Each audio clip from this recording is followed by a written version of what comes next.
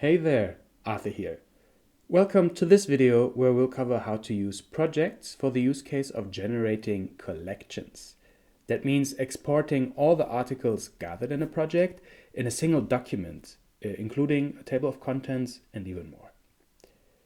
For that, we'll look at the following topics: how to create a collection, including a donor document and why that donor document is important. Secondly, we'll look into the additional interface options for collections since they are based on the project view. And lastly, we'll look into adding sections to a collection. These sections help structure the table of contents if so desired. Please note before we begin, collections are based on projects. That means it is recommended to first learn the basic handling of the project view, which we highlighted in a different video. So make sure to check that out first, and then let's jump into the action.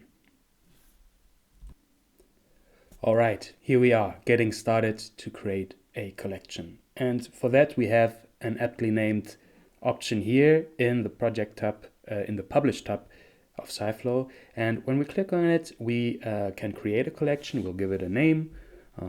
Let's go with support collection for now.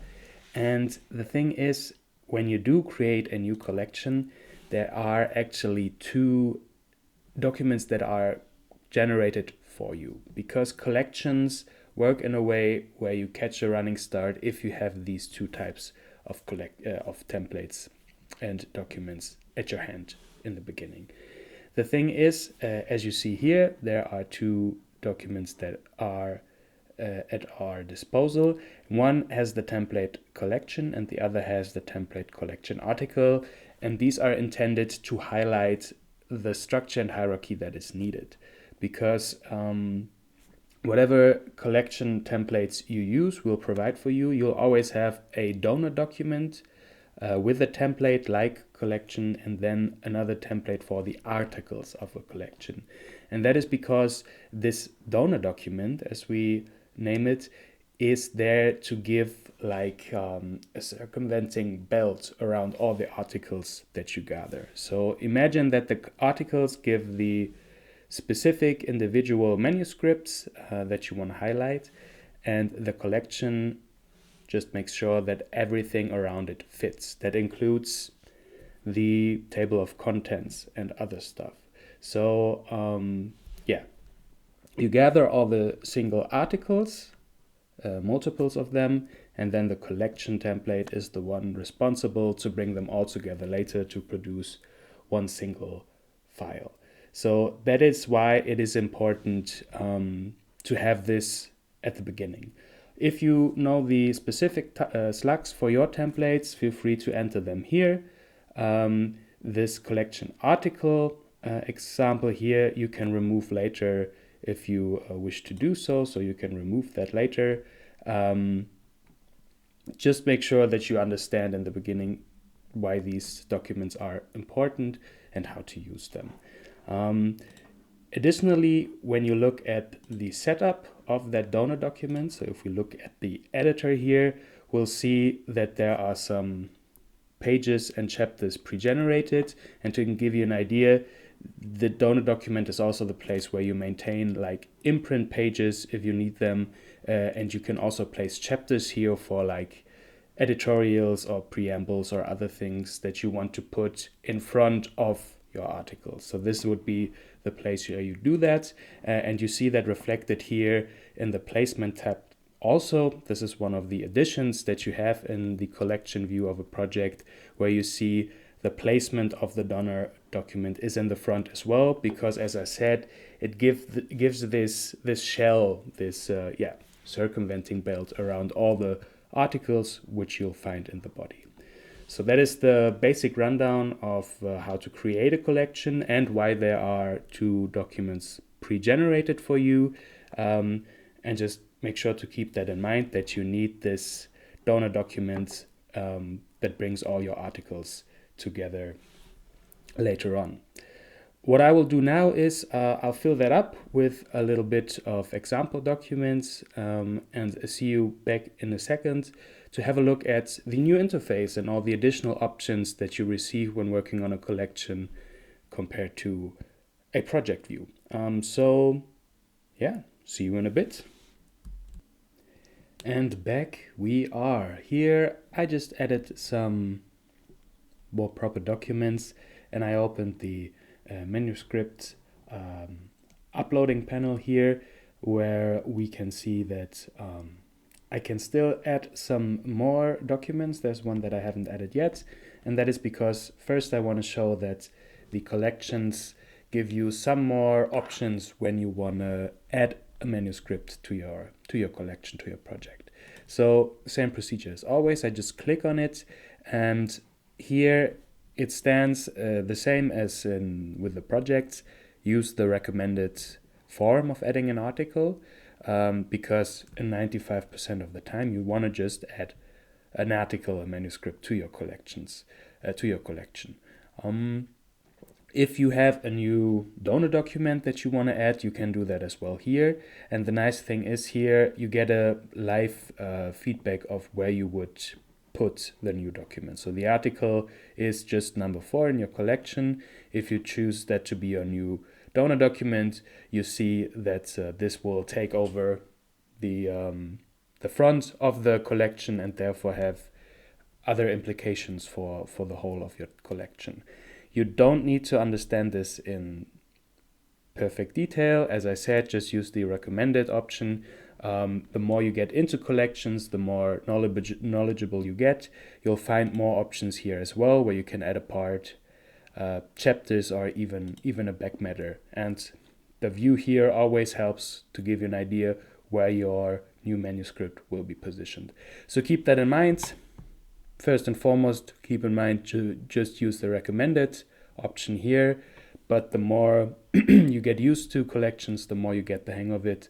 There are other options for you at hand as well.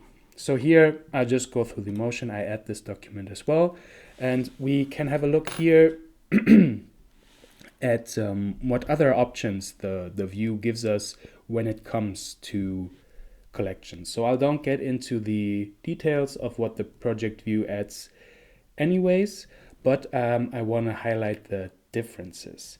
So what is important is, we talked about the placement already. Your manuscripts want to be in the body, but you always have the option to adjust the order of your documents as well. As you see here, you'll find the option to drag and drop documents at a specific position in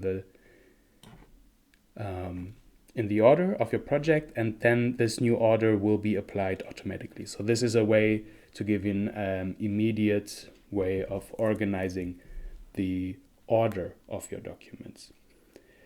Additionally, what is different to the project tab or the regular project view as well is you have an authors tab here as well, because collections always have to work with authors, because the different chapters, the different manuscripts are submitted by different authors. So you can check on them in the authors tab here as well, where you see for each document, you'll see which authors are available, and you could even go ahead and change the fields that you find here by just using the interface like we described in the project view support video.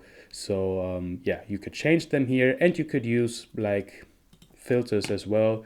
If I were to say I want to just look for the authors that are part of the University XY, and this way you could have an easier time managing the authors of your document as well, and get an overview over how they present themselves, how they are embedded and inputted into the document.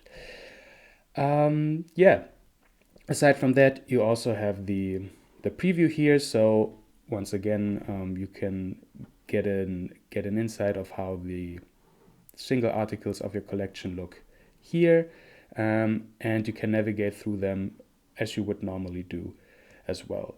But in addition to those features that you know from the project view, you have also additional options, and these mainly boil down to the collection export that you find here, and some specific adding properties here. So if you want to export the whole collection, you'll find this button here, which you can activate, and then you'll see you can download the collection and it gives you the latest export, or you can say, hey, scrap that, I want to regenerate every and each individual document and export it again. Mainly, this option is enough for you. This recognizes if changes were made and fetches the new version of a document. This actually only comes into fruition if there was a change for your templates and you want to apply that change, so you regenerate the collection. So what you'll see is if I click on download collection here, we'll wait for a bit, and then in the background SciFlow is going to go ahead and compile all the articles in the project, and then gives us the requested PDF once all the documents are put together, and we will be able to see what the result of that is in a few seconds.